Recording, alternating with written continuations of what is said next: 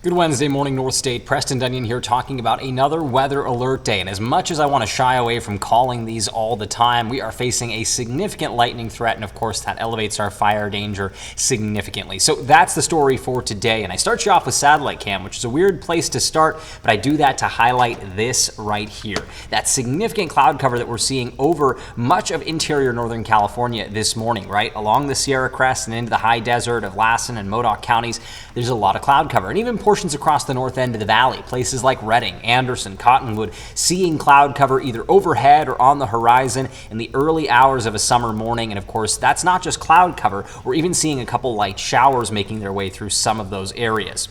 Now, this is not bad news in its own right, because getting any of that wetting rain down to the surface could make a big difference this afternoon. Once those thunderstorms really start to fire off and we see dry lightning potential, the wetter those fuels are, the better chances we have of avoiding ignition. But this is also a sign of things to come. To see that much mid-level moisture out there ripping and roaring early in the morning, including some, very late night thunderstorm warnings across the Sierra Crest closer to Tahoe, signs that we are going to be seeing an active day today, right? We don't see this often, that things are already going by 8, 9 o'clock. I'm recording this at about 9, 10 a.m. So this is that past 3 hours. And yes, those showers are out there, but these are going to quickly turn into more of a fire danger setup rather than that beneficial light early morning rain.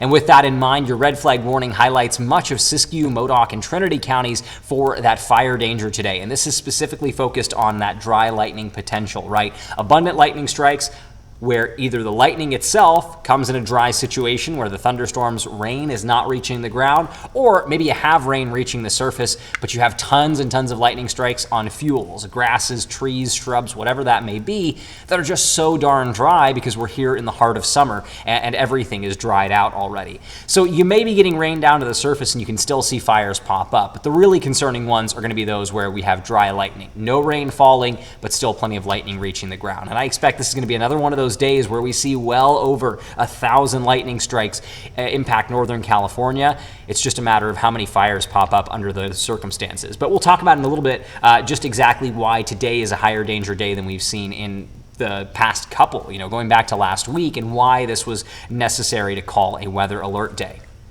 The thunderstorm outlook alone doesn't necessarily do that for us, right? These are just kind of pop-up thunderstorms. We're not looking at severe cells out there, nothing in that order.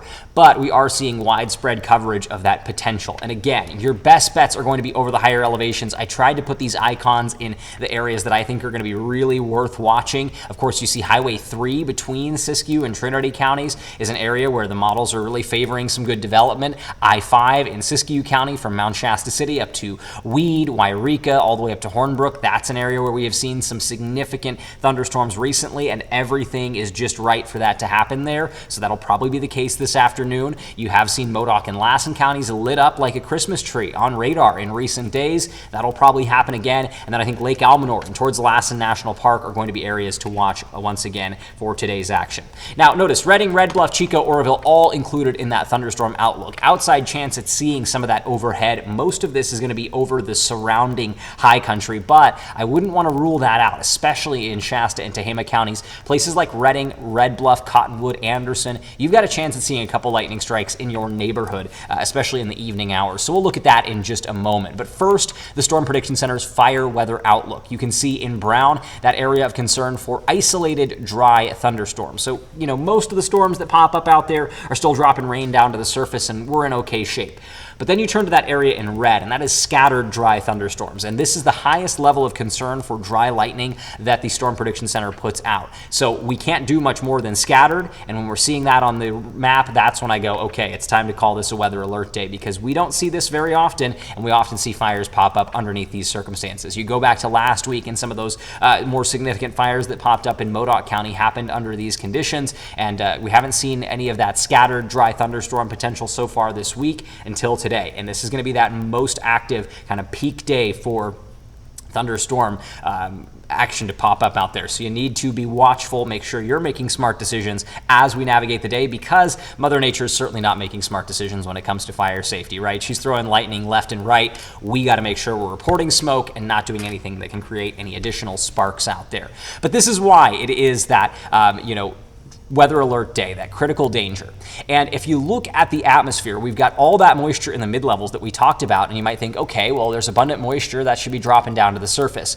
But if you step outside, even if it's cloudy out there, you'll notice that it doesn't really feel muggy this morning, right? And so the air at the surface is extremely dry. And when you have dry air, it is thirsty. It wants to absorb and evaporate all the rain that it can. And so that's what happens. We get these thunderstorms that are pretty high based. And what that means is that the cloud base, the lowest level of those thunderstorms, is pretty darn high. So you have more of a dry layer of air for that rain to fall through. And in some cases, the precipitation actually starts as snow, but it melts and evaporates on its way down when you have a thunderstorm that starts 13, 14, 15,000 feet above the ground. So if you look over the mountains and you can see Lassen Peak, you have a good idea that, hey, that thunderstorm base is really high. And that's never good news when it comes to getting precipitation down to the surface.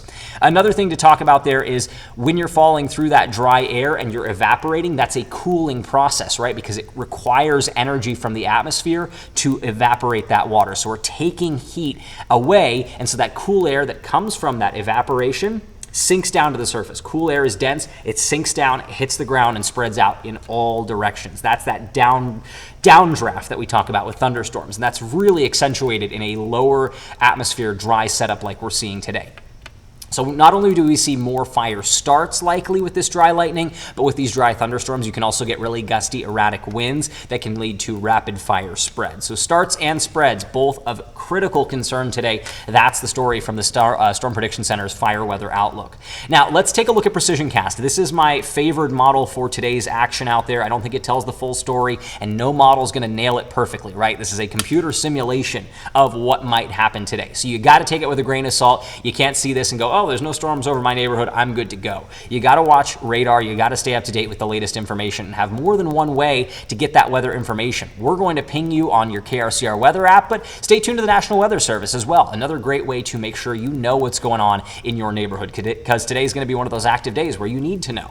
Here's 2 o'clock. We're seeing thunderstorm activity firing up along the Sierra Crest and towards Lassen National Park. Maybe a spot like Hat Creek seeing some of that, right? That's what's showing up here. And again, this is just one simulation. It may not be exactly 2 o'clock when that happens, but you've got the atmospheric setup to make it happen. I think Trinity County will also start to fire up some cells along kind of its eastern edge around this same time. And the models are a little bit more hesitant to do that until a little later in the afternoon, but notice all of those areas of yellow and orange, these discrete thunderstorm cells that will be producing abundant lightning. This is why we're concerned about today. And then Siskiyou and Modoc counties look to be the really active areas around 5 o'clock, but don't rule out Shasta County seeing some of that development, right? This wants to keep it here closer to Weaverville, Lewiston, Douglas City, but I think we could see that right along the Shasta-Trinity County line, and that could lead to some lightning strikes closer to French Gulch, Whiskeytown Lake, that vicinity. So definitely watch for that this evening. We head through later tonight and things finally wind down out there. Tomorrow should be generally a quieter day. Can't rule out thunderstorms altogether, right? You'll get some little ones here and there, but the dry lightning concerns are much lower for tomorrow than they are today, and that's why we really emphasize